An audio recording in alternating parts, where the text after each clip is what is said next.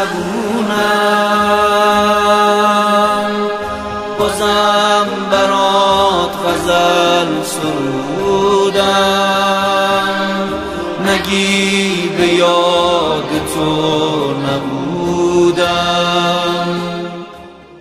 ایک نجف کے عالم دین تھے، وہ کربلا زیارت کو جاتے تھے.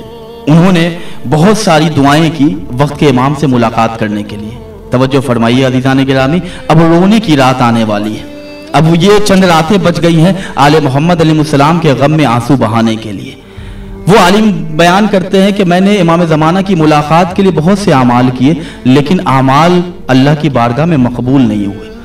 مسجد سہلہ 40 منگل کی رات میں جاتا رہا، لیکن اعمال اللہ کی بارگاہ میں مقبول نہیں ہوئے. جو روایتوں میں جو کتابوں میں نے بہت سے اعمال کیے، لیکن میں مایوس ہو گیا. مجھے شک نہیں ہوا کہ روایت غلط ہے، یا میں اپنے عمل پر اپنے آپ کو میں کوستا رہا کہ مجھ سے ہی کوئی کوتاہی ہو گئی ہو کہ میں اس مقام تک نہیں پہنچ سکا. اچانک ان کے ذہن میں آئے کہ کیوں نہ کربلا امام حسین کی زیارت کو جائیں، شاید امام حسین کی زیارت کی برکت سے مجھے امام سے ملاقات ہو جائے. توجہ فرمائیے گا. اب یہ بیان کرتے ہیں کہ میں ہر شب جمعہ کربلا جاتا تھا، لیکن اب میں نے اس نیت سے جانا شروع کیا کہ یا اللہ حسین کے صدقے میں مجھے وقت کے امام کی زیارت کرا دے. توجہ فرمائیے گا. یہ بیان کرتے ہیں کہ میں ہر شب جمعہ جانے لگا، اور ایک شب جب شب جمعہ پہنچا، کئی شب جمعہ کے بعد بھی زیارت نہیں ہوئی، تو میں جب امام حسین کی زری پہ تھا، جو لوگ آپ کے یہاں سے زیارت پہ بھی جا رہے ہوں تو ان سے خاص طور سے ہاتھ جوڑ کے کہیے گا کہ میرے لیے زری پہ دعا کرنا. یہ ادب و آداب ہیں زیارت کے لیے. جب کوئی جائے تو آپ اس سے کہیے کہ آپ پلیز میرا نام لے کے زری پہ دعا کیجئے گا. وہ عالم بیان کرتے میں زری پہ جب پہنچا تو ایک شب جمعہ جیسے ہی میں زری پہ تھا، امام حسین کی جالی کو تھام کے روتے ہوئے دعا کر رہا تھا کہ مولا اتنی شب سے میں آ رہا ہوں، لیکن میرے وقت کے امام کی مجھے زیارت نہیں ہوئی. یہ کہہ رہے کہ میں دعا کرتا رہا لیکن زیارت نہیں. اچانک ذہن میں مجھے ایک خیال آیا کہ علماء بیان کرتے ہیں کہ اگر دعا قبول نہ ہو رہی ہو تو امام حسین کے بالائے سر جا کے جو دعا مانگی جائے وہ دعا اللہ جلدی قبول کرتا ہے، دعا رد نہیں ہوتی.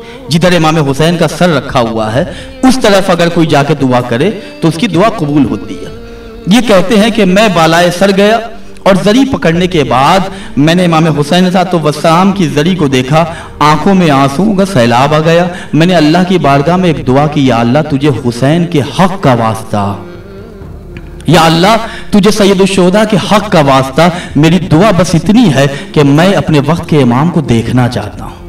عزیزان گرامی، جس کی کوئی دعا قبول نہ ہو رہی ہو تو یہ کوشش کرے جب دعا کرے تو یہ کہ یا اللہ تجھے علی کے حق کا واسطہ میری یہ دعا قبول ہو جائے، تجھے فاطمہ کے حق کا واسطہ میری یہ دعا قبول ہو جائے، تجھے حسین کے حق کا واسطہ. اب یہ عالم بیان کرتے ہیں کہ میں نے جیسے ہی کہا یا اللہ تجھے حسین کے حق کا واسطہ میری یہ دعا قبول نہیں ہو رہی ہے، میری دعا قبول ہو جائے کہ میں امام زمانہ کو دیکھ لوں.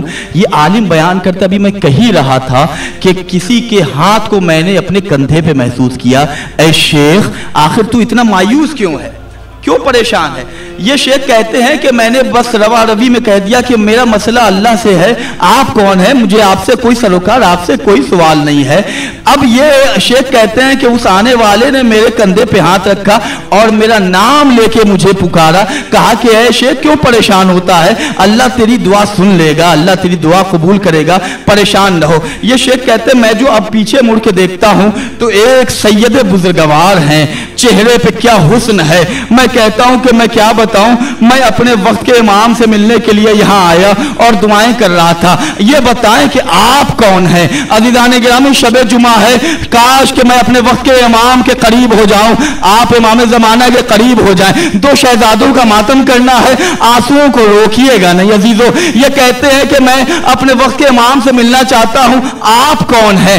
آنے والے نے کہا کہ میں کائنات کا مظلوم ترین شخص ہوں، میں کائنات کا مظلوم ترین انسان ہوں. مظلوم کربلا کی زری پہ آنے والے نے خود کو مظلوم ترین کہا. یہ کہتے جیسے اس نے یہ کہا اب جو میں پیچھے مڑ کے دیکھتا ہوں تو کوئی نظر نہیں آتا. میں سمجھ گیا کہ یہ کوئی اور نہیں میرے وقت کے امام تھے. عزیزان گرامی امام زمانہ آج بھی مظلوم ہیں، امام زمانہ آج بھی غریب ہے کہ چاہنے والوں نے انہیں فراموش کر دیا ہے. عزیزو امام زمانہ پرسہ لینے کے لیے آتے ہیں، کربلا کے بچوں کا پرسہ، کربلا کے جوانوں کا پرسہ، کربلا کے نونہالوں کا پرسہ.